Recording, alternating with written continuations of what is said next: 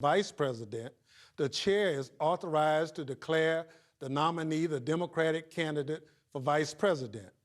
As such, with only one nomination received and pursuant to our rules, I hereby declare that Kamala Harris is elected as the Democratic candidate for Vice President. I'm pleased to report that Vice Presidential candidate Kamala Harris has been invited to deliver an acceptance speech. Kamala Harris is my auntie. My stepmom. My big sister, which means you'll always be my older sister. And there are some things we'd like to share with you. To my brother and me, you'll always be Mamala, the world's greatest stepmom. You're my role model who taught me I could do and be anything I wanted. My very first friend, my confidant, my partner in mischief and in justice. You're a rock, not just for our dad, but for 3 generations of our big blended family. You showed me the importance of public service and made sure I grew up surrounded by smart, strong, ambitious women every day.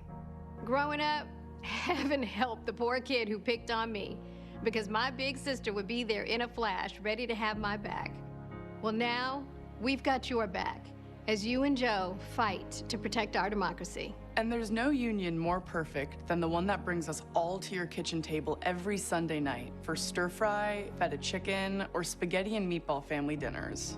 And now that I'm a mom, you're showing my daughters and so many girls around the world who look like them what's possible and what it's like to move through the world as fierce, formidable, phenomenal women in their own unique way. I love you. I admire you. I am so proud of you. And even though Mommy's not here to see her first daughter step into history, the entire nation will see in your strength, your integrity, your intelligence, and your optimism the values that she raised us with. We love you, Mamala. We're so proud of you, Auntie. You mean the world to us, Kamala. And we could not be more excited To share you with the world As the next Vice President. Vice President of the United States.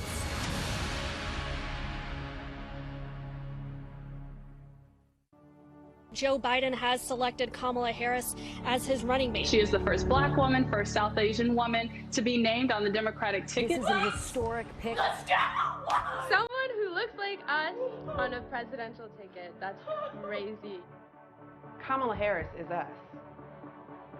She was born in Oakland. The daughter of immigrants. The daughter of Chandler. Big sister and protector. She is an HBCU grad. She is a woman of many firsts. Ella reconoce el trabajo duro. She's a hard worker, a really hard worker. She's brilliant, she's smart, she's tough, and she's got a big future. She's probably one of the best role models. Kamala Harris is like a dream to me. Senator Harris cares about people. There's no doubt about it. When she says for the people, it is in every ounce of who she is. She's for us. She's for us. She fights for women's rights. She fights to end mass incarceration. She is a fearless advocate for the voiceless. The litmus test for America is how we are treating Black women. Now, I'm talking about someone who can fight for Black people, brown people, undocumented people, LGBT people, disabled people, young people, old people, all of America.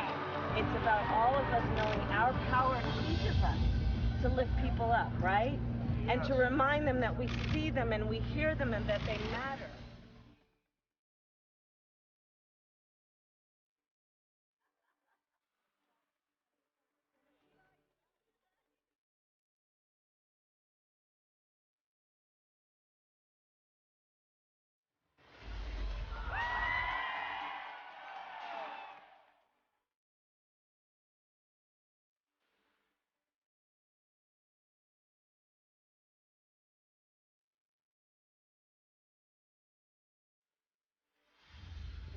Vice President of the United States?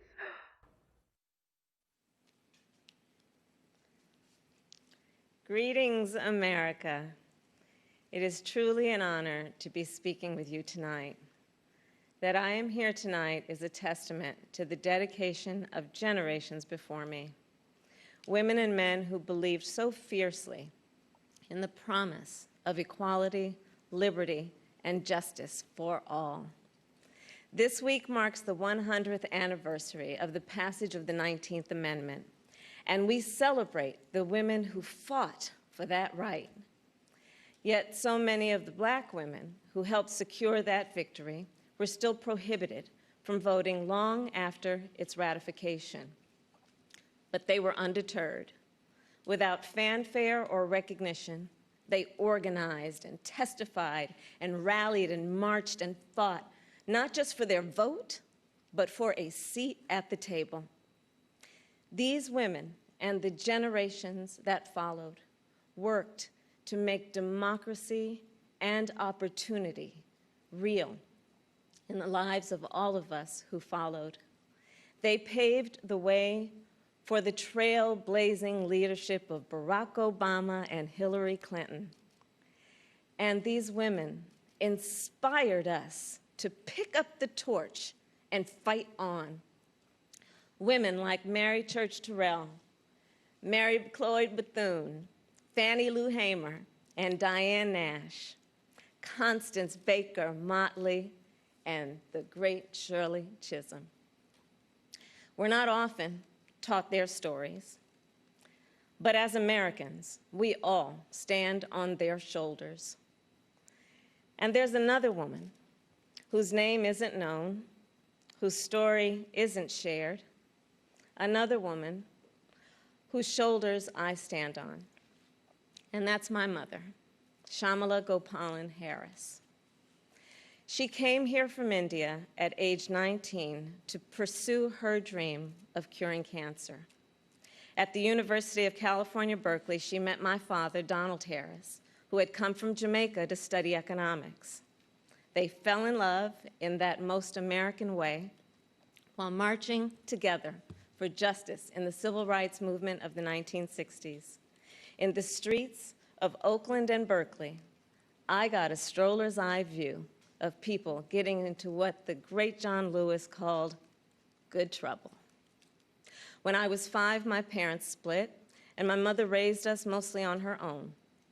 Like so many mothers, she worked around the clock to make it work, packing lunches before we woke up and paying bills after we went to bed, helping us with homework at the kitchen table and shuttling us to church for choir practice.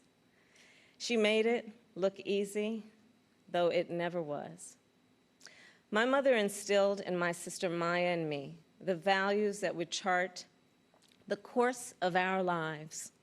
She raised us to be proud, strong Black women, and she raised us to know and be proud of our Indian heritage. She taught us to put family first, the family you're born into and the family you choose. Family is my husband, Doug, who I met on a blind date set up by my best friend. Family is our beautiful children, Cole and Ella, who call me Mamala. Family is my sister. Family is my best friend, my nieces, and my godchildren. Family is my uncles, my aunts, and my chitties. Family is Mrs. Shelton, my second mother who lived 2 doors down and helped raise me. Family is my beloved Alpha Kappa Alpha, our Divine Nine, and my HBCU brothers and sisters. Family is the friends I turn to when my mother, the most important person in my life, passed away from cancer. And even as she taught us to keep our family at the center of our world, she also pushed us to see a world beyond ourselves.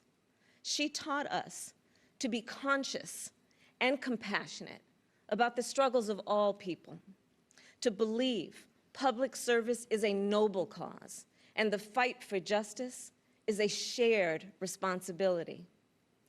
That led me to become a lawyer, a district attorney, Attorney General, and a United States Senator. And at every step of the way, I've been guided by the words I spoke from the first time I stood in a courtroom. Kamala Harris, for the people. I have fought for children and survivors of sexual assault. I fought against transnational criminal organizations. I took on the biggest banks and helped take down one of the biggest for-profit colleges. I know a predator when I see one. My mother taught me that service to others gives life purpose and meaning. And oh, how I wish she were here tonight, but I know she's looking down on me from above. I keep thinking about that 25-year-old Indian woman, all of 5 feet tall, who gave birth to me at Kaiser Hospital in Oakland, California. On that day, she probably could have never imagined that I would be standing before you now and speaking these words. I accept your nomination for Vice President of the United States of America. I do so committed to the values she taught me, to the word that teaches me to walk by faith and not by sight, and to a vision passed on through generations of Americans, one that Joe Biden shares, a vision of our nation as a beloved community where all are welcome, no matter what we look like, no matter where we come from or who we love. A country where we may not agree on every detail, but we are united by the fundamental belief that every human being is of infinite worth, deserving of compassion, dignity, and respect. A country where we look out for one another, where we rise and fall as one, where we face our challenges and celebrate our triumphs together. Today, that country feels distant. Donald Trump's failure of leadership has cost lives and livelihoods. If you're a parent struggling with your child's remote learning, or you're a teacher struggling on the other side of that screen, you know what we're doing right now is not working. And we are a nation that is grieving the loss of life, the loss of jobs, the loss of opportunities, the loss of normalcy, and yes, the loss of certainty. And while this virus touches us all, we got to be honest, it is not an equal opportunity offender. Black, Latino, and Indigenous people are suffering and dying disproportionately.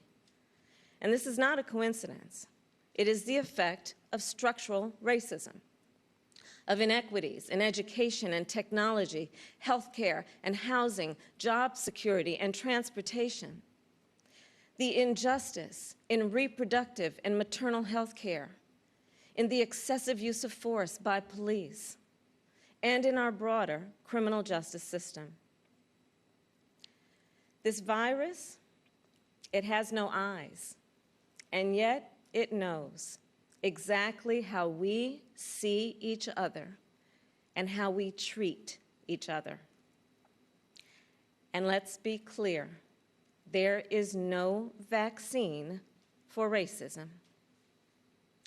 We've got to do the work. For George Floyd, for Breonna Taylor, for the lives of too many others to name, for our children, and for all of us. We've got to do the work to fulfill that promise of equal justice under law. Because here's the thing, none of us are free until all of us are free. So we're at an inflection point. The constant chaos leaves us adrift. The incompetence makes us feel afraid. The callousness makes us feel alone. It's a lot. And here's the thing. We can do better and deserve so much more.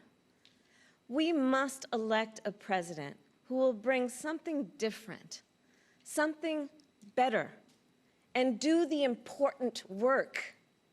A president who will bring all of us together, Black, white, Latino, Asian, Indigenous, to achieve the future we collectively want.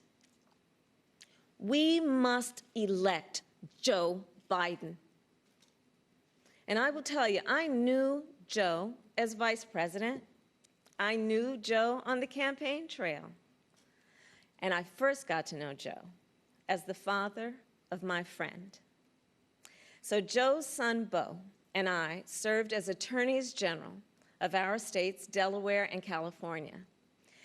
During the Great Recession, he and I spoke on the phone nearly every day, working together to win back billions of dollars for homeowners from the big banks that foreclosed on people's homes. And Beau and I, we would talk about his family, how as a single father, Joe would spend 4 hours every day riding the train back and forth from Wilmington to Washington. Beau and Hunter got to have breakfast every morning with their dad. They went to sleep every night with the sound of his voice reading bedtime stories. And while they endured an unspeakable loss, those two little boys always knew that they were deeply, unconditionally loved.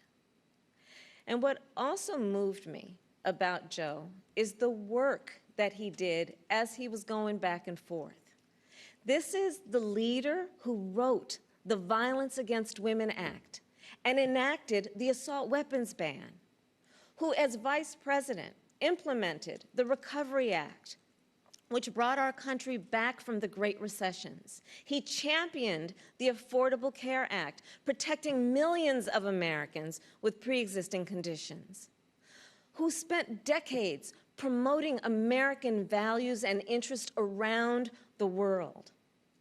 Joe, he believes we stand with our allies and stand up to our adversaries.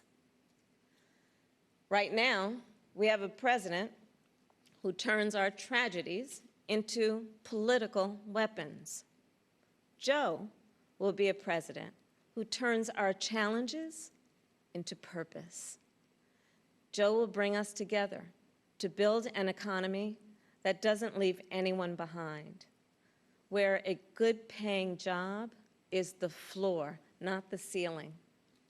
Joe will bring us together to end this pandemic and make sure that we are prepared for the next one. Joe will bring us together to squarely face and dismantle racial injustice, furthering the work of generations. Joe and I believe that we can build that beloved community, one that is strong and decent, just and kind, one in which we can all see ourselves.